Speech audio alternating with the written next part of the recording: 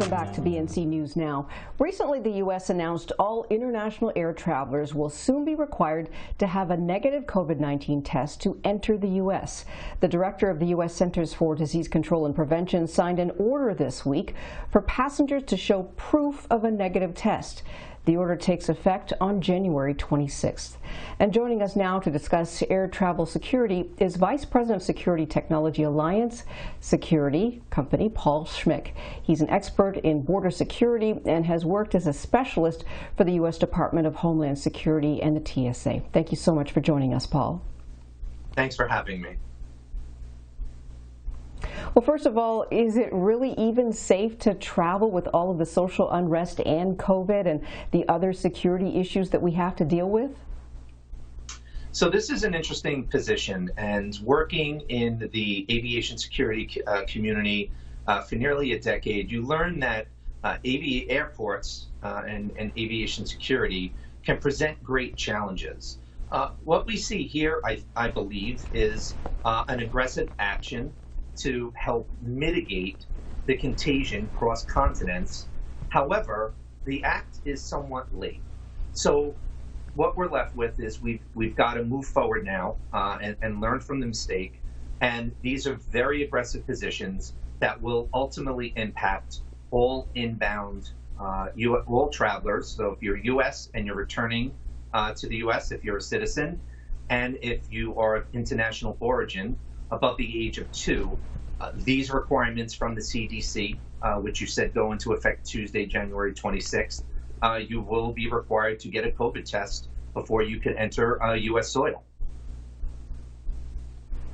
Airports, though, are really difficult places because you have so many people in there in security and the waiting areas and baggage and that sort of thing. Is this really enough, do you think, to keep people safe? Outside of quarantine, it's probably the best and only measure that is in the toolbox to offer to help reduce cross-continent contagion. And some important dates here, and I believe that this only evolved when we look at this CO2 or COVID-2, which is the variant. So December 14th, we have the COVID-2 variant showing its presence in the United Kingdom. December 25th, the CDC announces that there are requirements for you to get tested before you come to the U.S. if you're of UK origin.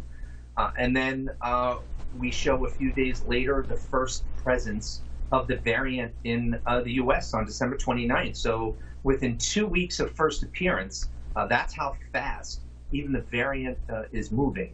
So these are probably aggressive measures. I don't believe it prevents contagion, but it actually starts to mitigate it. And one important point here, I believe that the CDC strategy, and I did review their 9-page draft on their strategy with this, it ultimately looks at just timing and preventive measures that are going to mitigate contagion as the vaccine is incorporated into communities and globally. So with hope, the extra measures and the vaccine will move us eventually to herd immunity. But I don't believe we see that in 2021. I believe that's a reality for 2022, looking at the challenges airports present. So we will see great movement either in the fourth quarter of 2021 or 2022 as we move towards herd immunity, and we can possibly reduce some of the precautions in place. So we've got a ways to go, but let's talk about the borders. The United States is bordered, of course, by Canada and Mexico. We know that the borders were closed down fairly quickly, and they still remain closed. What's your status now in terms of border closures here in the U.S.? Because people are trying to travel, they're not sure if they can, what the regulations are. What can you tell us about the borders right now for the United States? I think it's going to shift with a risk. And when we look at the risk, we're a country that has had open borders. I believe you'll see protective measures continue to be put in place. Remember also, we have a new administration coming in very soon that is taking a much more aggressive approach on contagion, especially cross-continent contagion. So we will see measures coming out in terms of border, because we do have rail, we have road transportation. So there's several measures that you can take to enter the U.S. We're going to continue to see aggressive measures to mitigate this. And if I could bring up an important point in terms of the risk, the CDC, if you go to the CDC and you look at the map, they rate risk in terms of 0, meaning no risk, to level 4 risk. Nearly the entire world is in a level 4 risk position. Most of the large countries that have heavy populations on the globe, except Australia, Greenland, and China, are level 4 risk. So we're taking countries that have been high risk, the highest risk, and we were allowing them before this new mandate to come to the U.S., which is still a level 4 risk. So it just has not gone well. This is not textbook on how to mitigate. While pandemics are new to many of us in the community, we have not lived through them. There just have not been a lot of other aggressive measures to help mitigate contagion. And we're struggling with this in the U.S., no less now through global positions and international travel. So I believe that the measures will be helpful. And if I could point out the 2 measures quickly, I think that might help the viewers.